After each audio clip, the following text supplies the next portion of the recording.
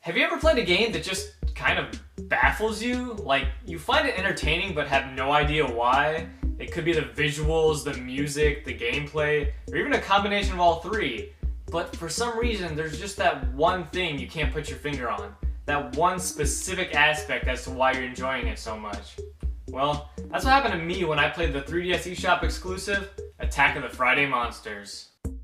Attack of the Friday Monsters is part of the Guild series of games published by Level 5. The Guild series is a compilation of games, each developed by a few different small development studios. Friday Monsters is developed by Kaz Ayabe, the man known for creating the popular Boku no Natsu Yasumi series, which is a lot like this game. Now, most of you probably have next to no knowledge of those games as they were never actually released in the West. Personally, I didn't even know who the developer was before reading about him on the game's website. As a matter of fact, Attack of the Friday Monsters is Ayabe's first game to ever see the light of day outside of the land of the rising sun. That's Japan.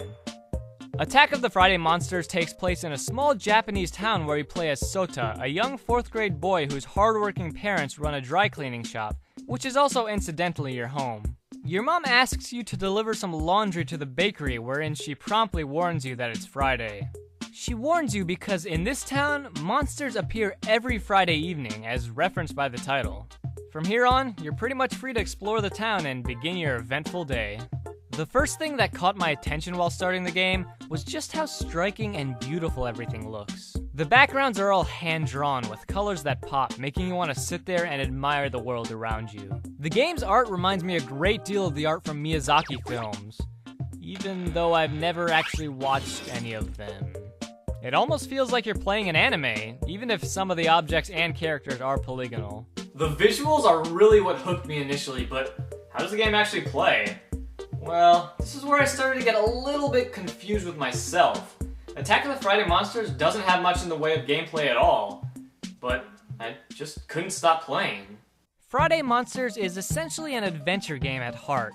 There isn't a whole lot of depth or interactivity, and there isn't much to do. You explore the town, talk to people, and just advance through the story. What little gameplay there is comes in the form of items called glims that you find all over the town in various locations. These glims are gem-like items that you collect to get different trading cards that have various monsters adorned on them. You can use these cards you gain to battle other kids from the town. This card game is a fun little diversion that uses a rock-paper-scissors system. The best part is, if you win, you get to become the other person's master. What does that entail exactly? A master can cast a spell on anyone they've beaten, which makes that person, wait for it, fall down. Yo, David! What? Chua chua, guru guru, doron doron, fall down! Start dancing! What the fuck, Naveed? Arise! Despite this card game, it's a little disconcerting that there's so little to the rest of Friday Monsters. It's a good thing then that the story was interesting enough to hold my attention. The entire story has been fashioned from the classic Japanese kaiju tales of old.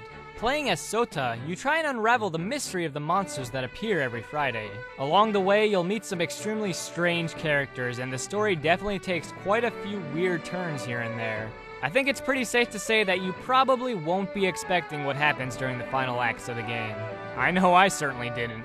Even with the charming story and the beautiful visuals, I still wasn't sure why I was enjoying Attack of the Friday Monsters so much. I had this emotional response that I hadn't felt in quite some time. And then it hit me.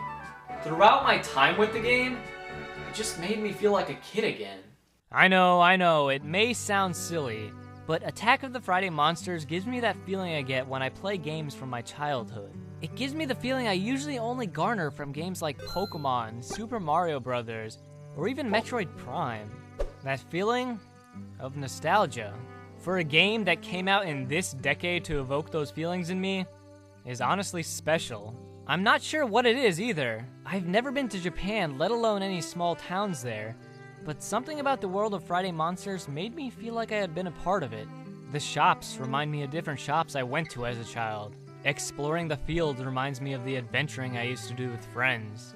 The glims remind me of the gems I used to find. Okay, maybe not that one, but collecting the cards reminds me of the obsession I had trading and battling all those years ago. Not to mention the music in the game is also extremely cheerful and upbeat, giving you that sense of innocence. These are all markedly personal opinions, I realize that. Not everyone is going to feel the same way, nor should they.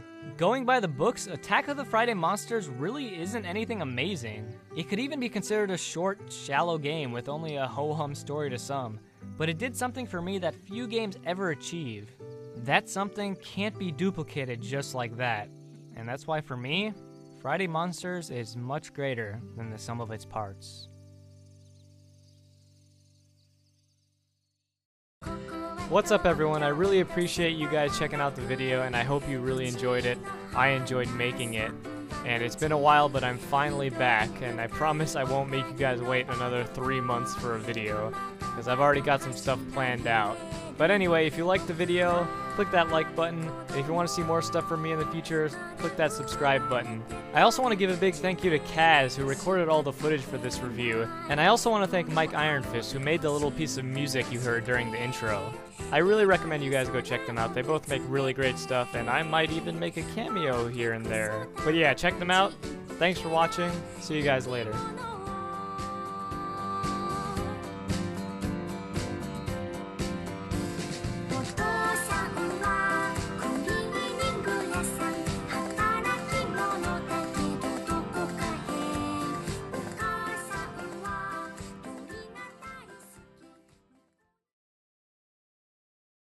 The visual. Ah!